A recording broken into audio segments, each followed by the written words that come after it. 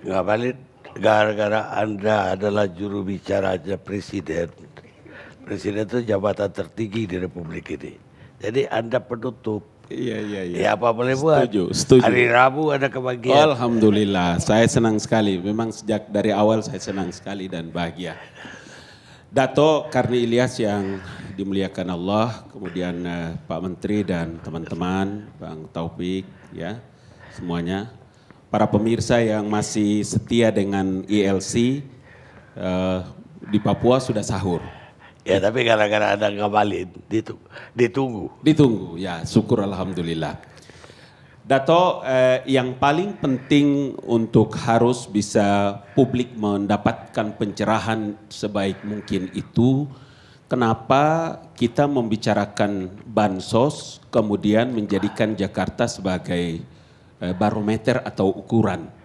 Karena Jakarta sebagai epicentrum pertama kali kita bicara tentang COVID-19.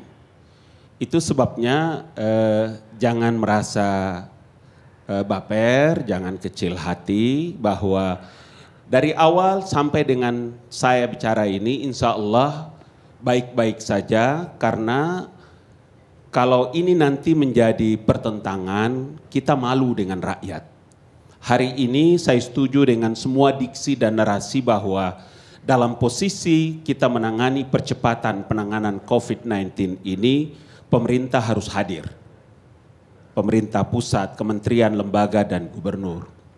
Itu sebabnya kenapa ketika masuk bicara tentang bansos, kemudian kemarin banyak juga yang mendesak pemerintah terkait dengan buka masjid dan lain-lain sebagainya, karena poin ini perlu juga disampaikan Pak Menteri, ya sampaikan kepada publik. Sebab kenapa Presiden menyampaikan supaya harus melakukan evaluasi pelaksanaan PSBB, ya pembatasan sosial berskala besar itu secara teliti dengan baik. Karena begini, kasus yang terjadi di DKI Jakarta berbeda dengan di Jawa Barat, di Bandung, di Semarang, di Surabaya, di tempat-tempat lain.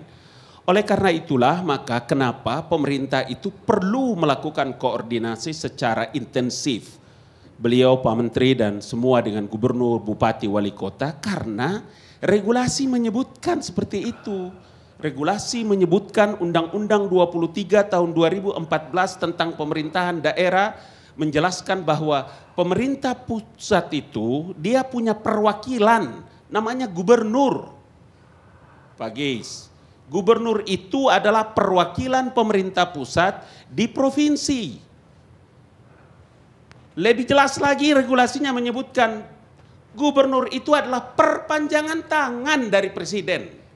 Hati-hati itu, hati-hati. Jadi jangan sampai nanti rakyat itu tersesat.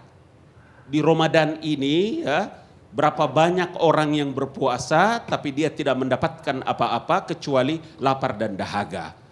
Bagaimana bisa menjadikan gubernur itu menjadi oposisi bagi pemerintah pusat atau pejabat, sementara kita punya pikiran yang sama dalam memberikan pelayanan kepada masyarakat.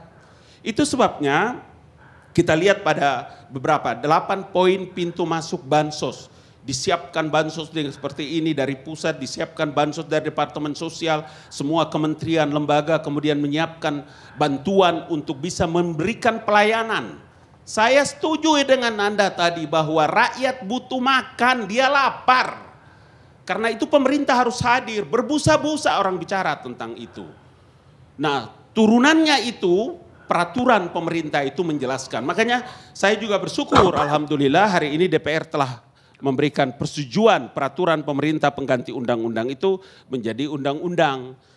Nah, dalam posisi seperti inilah maka kita bersyukur ya, tadi penjelasan Pak Menteri, Bang Taufik juga bahwa semua yang menjadi pikiran besar yang kita bicarakan hari ini adalah membutuhkan kehadiran masyarakat itu bisa mendapatkan uluran tangan yang menjadi kewajiban pemerintah. Tidak ada pilihan lain. Nah, karena itulah maka di atas ini tidak boleh ada pemikiran-pemikiran yang menyesatkan rakyat. Kita warga ataupun kita penyelenggara pemerintahan dalam posisi untuk penanganan COVID-19 ini, pemerintah juga berpikir tentang upaya-upaya langkah-langkah pelonggaran. Saya mencatat dalam 4 hal, saya kemukakan 2 hal. Presiden Jokowi menyampaikan untuk bisa berhati-hati mengenai pelanggaran PSBB. Kenapa? Karena ini pilihan paling demokrat, pilihan paling moderat di antara 4 pilihan dalam Undang-Undang Karantina Kesehatan itu. Makanya kenapa kemarin-kemarin orang mendesak presiden untuk harus melakukan lockdown atau melakukan karantina wilayah. Presiden tidak melakukan itu. Kenapa? Karena masyarakat masih bisa melakukan pergerakan. Tapi dia tidak boleh dalam skala yang besar. Nah, inilah yang sama seperti disampaikan oleh Pak Kepala Staf, Bapak Jenderal Muldoko, bahwa yang dilakukan bagi kita sekarang ini adalah bagaimana mempersiapkan waktu, pikiran, dan tenaga. Dan sungguh-sungguh Presiden tidak ragu dalam mengalokasikan anggaran dalam memberikan pelayanan kepada masyarakat yang berdampak maupun yang hari ini terkena dengan coronavirus ini. Oleh karena itu, Bung Geis, ya, saya ingin mengatakan kepada Anda bahwa pemilu sudah selesai, nggak usah lagi singgung-singgung itu pemilu. Antum harus segera move on, ya. Orang tidak lagi bicara tentang panggung. Jangan lagi jadikan penanganan COVID-19 ini jadi panggung politik. Enggak. Udah selesaikan, itu selesai. Dan yang kedua yang paling terpenting, baik maupun pejabat, kementerian, lembaga atau pemerintah pusat, bagaimana mungkin, logika apa antum pakai untuk bisa menyebutkan bahwa menjadikan DKI dan Anies itu sebagai oposisi dalam penanganan kasus corona ini? Kesan, jangan lagi. Dia bilang kesan, ada kesan gitu. Jangan, karena ini dinonton. Kan Dato juga bilang orang lagi banyak menunggu saya bicara, jadi saya mesti segera klarifikasi. Benar. Udah, jangan lagi kita pakai diksi-diksi dan narasi-narasi yang saling menyalahkan, saling menyudutkan. Sekarang ini adalah bulan Ramadan penuh mubarak, kita ambil ini sebagai amalia-amalia yang terbaik dalam memberikan pelayanan kepada masyarakat. Itu aja, Dato. Baik. Banyak terima kasih, Dato. Terima kasih. Assalamualaikum warahmatullahi wabarakatuh.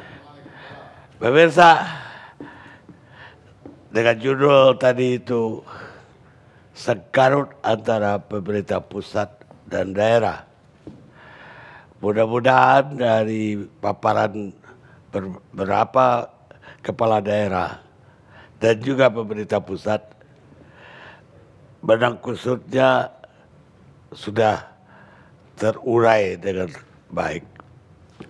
Dan semua juga punya kemauan atau punya semangat untuk semaksimalnya menyalurkan atau menyampaikan bantuan, terutama tentu saja kepada masyarakat yang dianggap miskin atau sekarang ini jatuh miskin karena gara-gara corona atau wabah COVID-19 ini.